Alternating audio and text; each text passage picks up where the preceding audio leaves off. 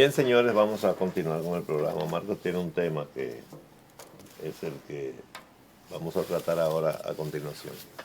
Adelante, Marcos. No, bueno, el tema es el tema de todos los días y es el conflicto que nosotros tenemos con nuestro vecino aquí. Yo te decía fuera de cámara hace unos días de que nosotros tenemos un problema a resolver y que a veces lo hemos tratado de resolver a media, pero nos quedan siempre la parte más importante. Y al quedarse la parte más importante le crece a los gobiernos el conflicto. Por eso, por ejemplo, Luis Abinader hoy, como presidente de la República, tiene que enfrentar lo que dejó de hacer su antecesor o sus antecesores. Lo que Luis deje de hacer ahora le tocará a él mismo cuando llegue en el nuevo periodo si se reelige o al que llegue, porque es un problema de turno gubernamental el conflicto haitiano en la República Dominicana. No es un conflicto que comenzó ayer, es un conflicto viejo y lo hemos explicado varias veces, pero tratamos siempre de modificar algunas cosas.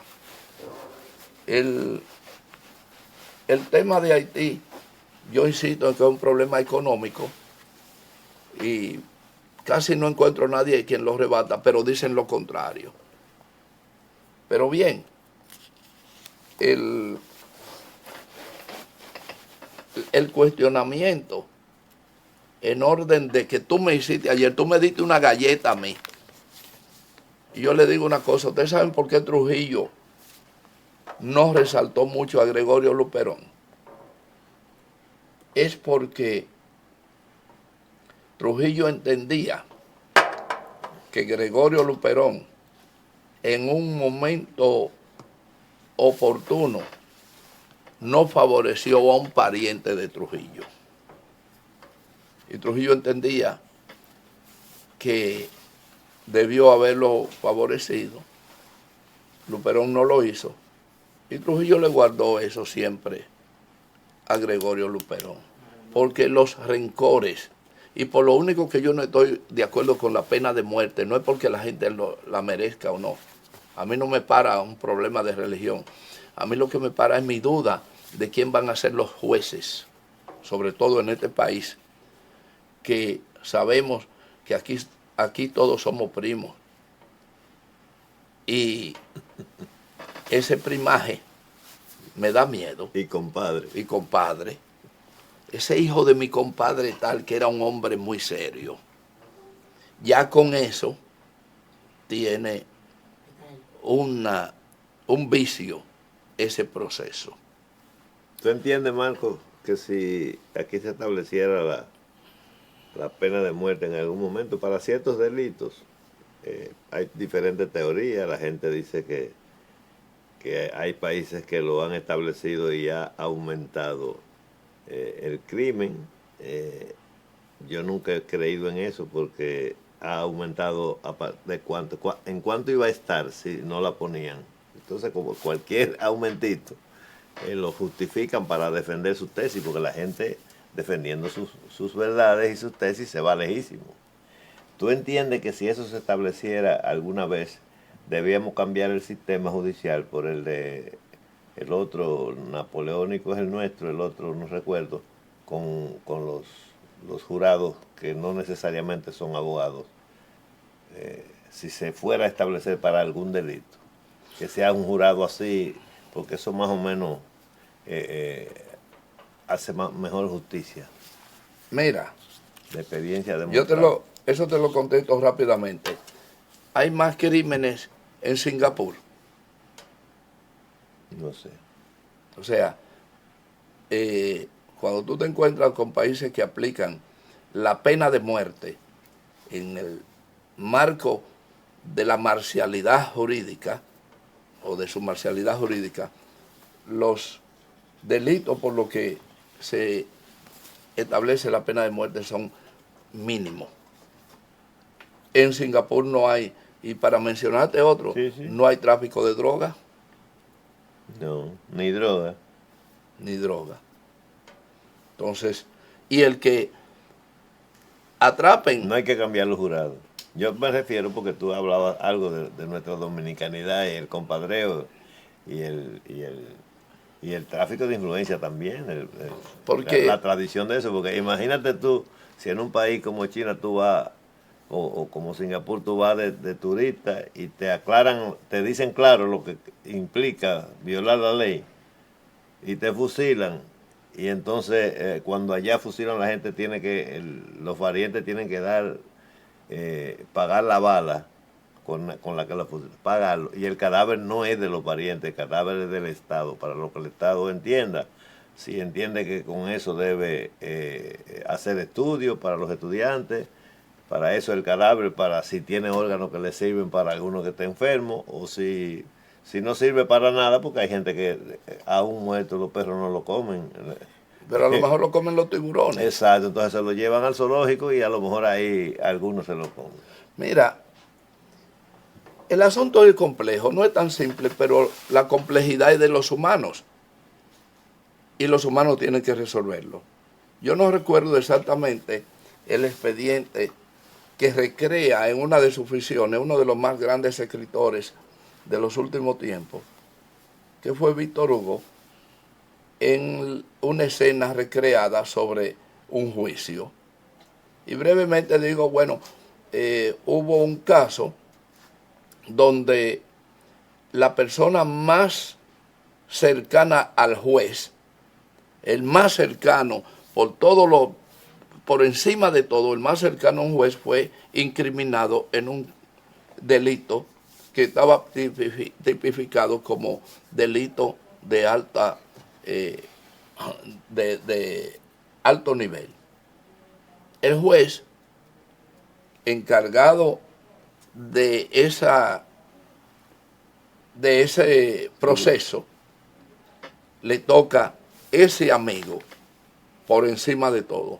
Se dividió la sociedad, uno planteando, a sabiendas de esa gran amistad, uno planteando que el juez no iba a condenarlo y otro planteando que sí. Se dividió la sociedad en ese orden y se hablaba de la sentencia, del día de la sentencia. Y llegó el momento de la sentencia y ocurrió lo siguiente. El juez interrogó al reo, que era su entrañable amigo, y en la conclusión el juez evacuó la sentencia. Sorpresa para ambos lados.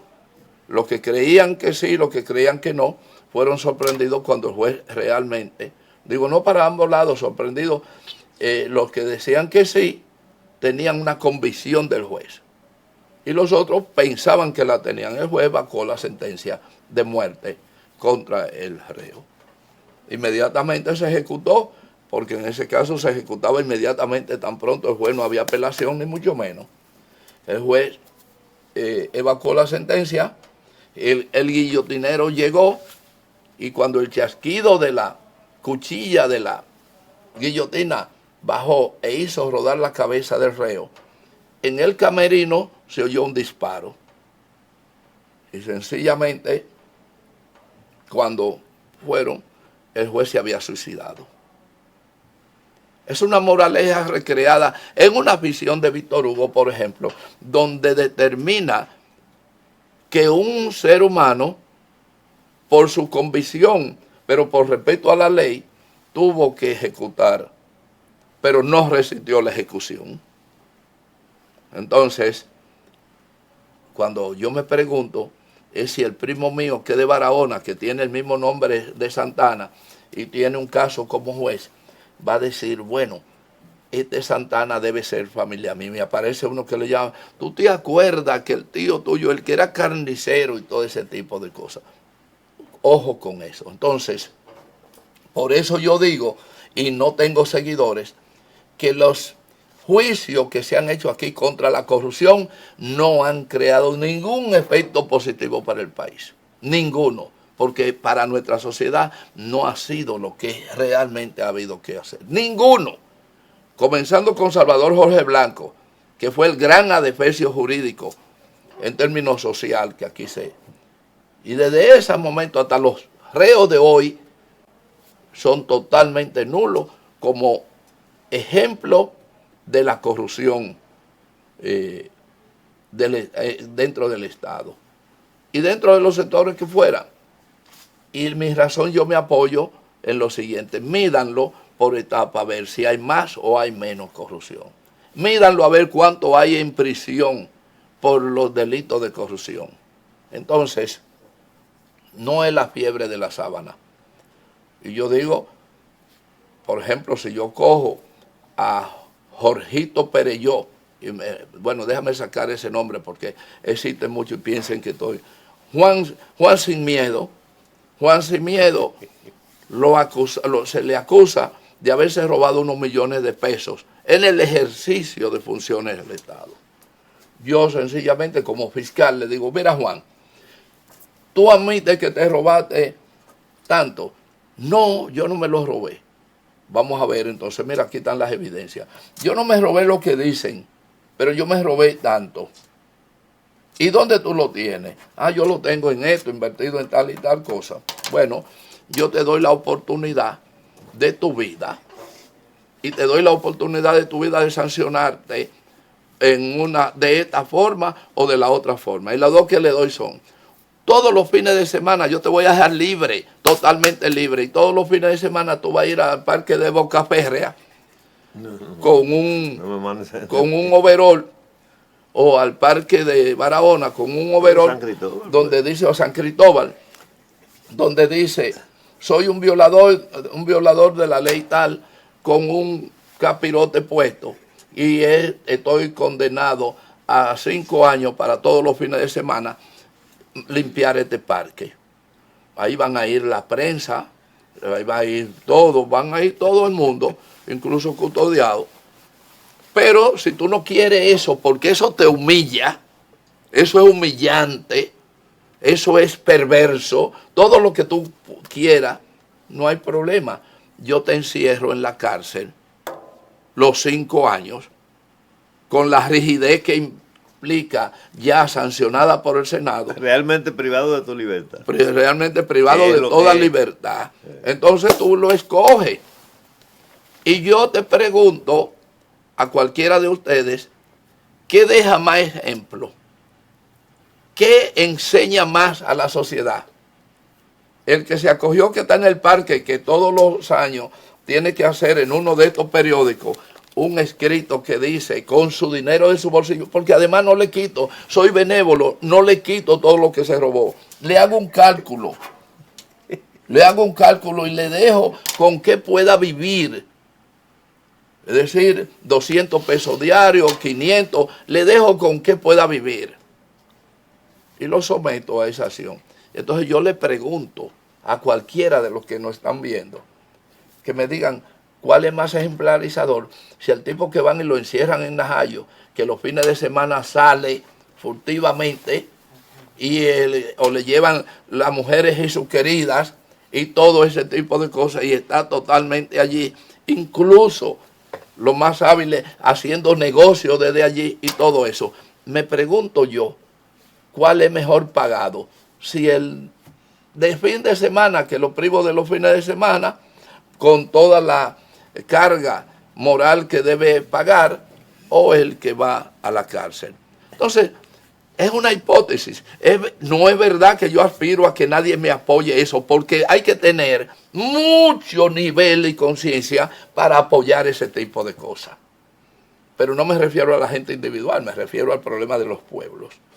Hay pueblos donde por un delito determinado te cortaban un dedo, una mano, una oreja, una cuestión. O te hechizaban con un hechizo, sello de los un que sello. hechizaban los animales. Todo el que pasaba ahí sabía que tú en una época, y eso no te... Esa gente se daban más honrados. Yo tengo una historia de una prominentísima familia, que uno de sus abuelos fue hechizado por delitos y toda esa cuestión. pero en esa familia, en todo el tiempo que ha pasado, no se ha encontrado ni un solo caso de delito de esa familia.